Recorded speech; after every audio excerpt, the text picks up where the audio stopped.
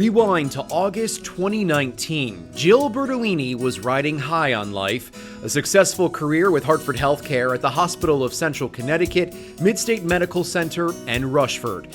And she was about to marry the love of her life, Michael. Days before their wedding, she had a questionable mammogram, which led to a biopsy. Jill and her husband then flew to Africa for their honeymoon, trying to remain positive about her health. When she returned, a third biopsy, and then the news that brought life to a standstill. I went to Dr. Lawrence's office for the results of the biopsy. And my husband was with me, and she said, "You have DCIS."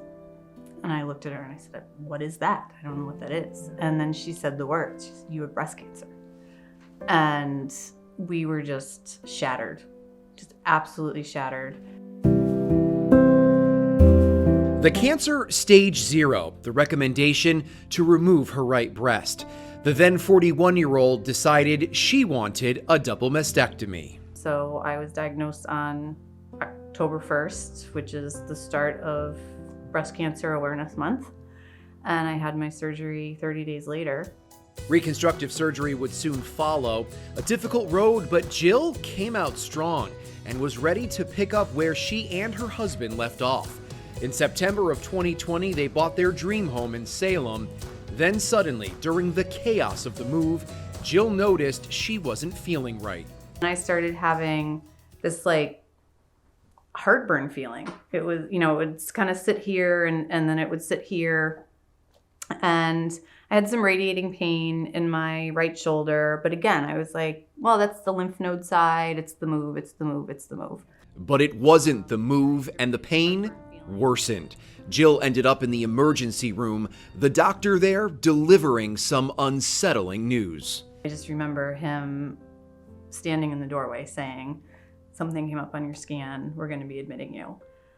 I knew that that meant cancer, but I had no idea what we were talking about. Less than a year after she beat cancer the first time, Jill was diagnosed with pancreatic cancer, a new diagnosis completely unrelated to the breast cancer. Every emotion you can possibly imagine, anger, sadness, that this isn't fair. Like my husband and I haven't had enough time together. Their world shattered once again, but Jill was ready to fight and beat any odds, holding on to hope and the support of those around her. All right, I'll see you in 3 weeks. Okay. She's been responding to treatment thanks to the amazing team of doctors overseeing her care at Hartford Healthcare's Cancer Institute at the Hospital of Central Connecticut. At the same time, she's finding strength in helping others. I wanted to create some sort of way for women to feel loved and wrapped in warmth and wrapped in care. Specifically women like her who've gone through a mastectomy. Before her second diagnosis, she decided every October she would fill a basket with items that would bring a woman comfort and healing as part of her recovery.